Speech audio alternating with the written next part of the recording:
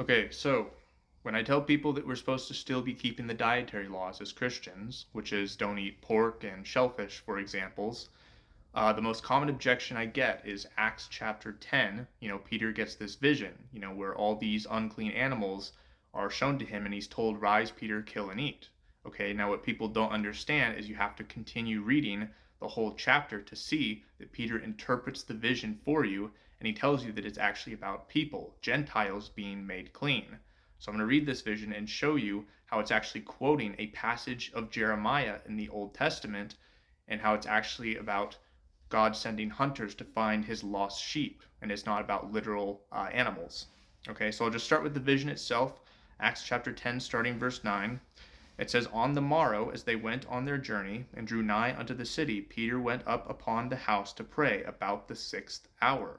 And he became very hungry, and would have eaten, but while they made ready, he fell into a trance, and saw heaven opened, and a certain vessel descending unto him, as it had been a great sheet knit at the four corners, and let down to the earth, wherein were all manner of four-footed beasts of the earth, and wild beasts, and creeping things, and fowls of the air. And there came a voice to him, Rise, Peter, kill and eat. But Peter said, Not so, Lord, for I have never eaten anything that is common or unclean. And the voice spake unto him again the second time, What God hath cleansed, that call not thou common. This was done thrice, and the vessel was received up again into heaven. Okay, so don't just stop there. Continue the chapter, and you'll see how Peter interprets the vision. Immediately going to the next verse, 17, it says, Now while Peter doubted in himself what this vision which he had seen should mean, behold, the men which were sent from Cornelius had made inquiry for Simon's house, and stood before the gate. Okay, so he doubts in his head what this vision should actually mean. So he doesn't immediately say, Oh, this is about actual unclean animals and I'm supposed to go eat them. No, he doubts it. He's wondering, what does this actually mean, God? Okay, so then he has these Roman soldiers come to him, and this is the actual answer to what this vision means. It's about people. They can be made clean now. And he tells you this in verse 28. It says, And he said unto them, Ye know how that it is an unlawful thing for a man that is a Jew to keep company or come unto one of another nation, but God hath showed me that I should not call any man common or unclean. So there it is, right there. It's about people, not literal animals. This is a parable. It's not something that you're supposed to take by the letter. Okay, Paul tells you don't go by the letter of the law. Well, don't go by the letter of the New Testament either when it talks about these parables and these visions, these dreams. Okay?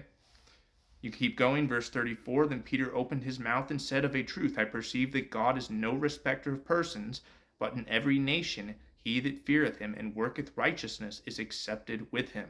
So again, it tells you it's about all nations now being eligible to be grafted into the Commonwealth of Israel and to receive salvation. Okay? So now I want to go to Jeremiah to show you what this is actually quoting. So Jeremiah chapter 16, this is about the second Exodus, where God redeems his people back. The northern kingdom of Israel that was scattered into the Gentiles, he now sends hunters to find these lost sheep.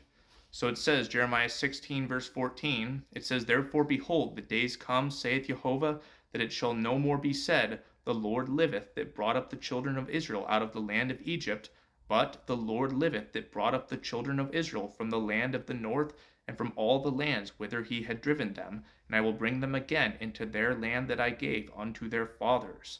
Okay, so the second Exodus, this is what this is talking about.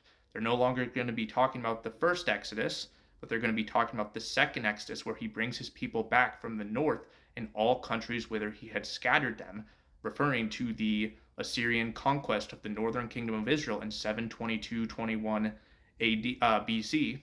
And that's when they were taken captive and they were mixed among the Gentile seed and they went all over the world. So now God is sending hunters to find his lost sheep. And this is what it says in the very next verse. Verse 16, it says, Behold, I will send for many fishers, saith Jehovah, and they shall fish them. And after will I send for many hunters, and they shall hunt them from every mountain and from every hill, and out of the holes of the rocks. For mine eyes are upon all their ways. They are not hid from my face, neither is there iniquity hid from mine eyes. So when it says, Rise, Peter, kill and eat, it means go, find my lost sheep. This is what it's talking about. It's a vision referring back to the Old Testament promise that God is going to find his lost sheep and send hunters and fishers to find them. Right? And speaking of fishers, this is what the Messiah is talking about here. Mark chapter 1.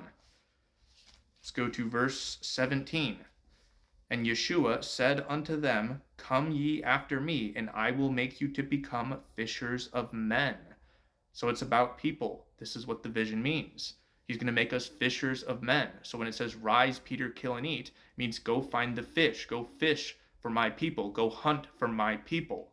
So there you go. It's right there. Don't let this parable, cause you to, take it literally and misunderstand what God's trying to say here. You can still not eat abominable things, because uncleanness, that is a work of the flesh. In fact, you should go read Isaiah chapter 65 and 66 and see what the Lord does to eaters of swine's flesh at his second coming. So no, Acts 10 does not prove that Christians can eat pork and shrimp and all these other unclean animals.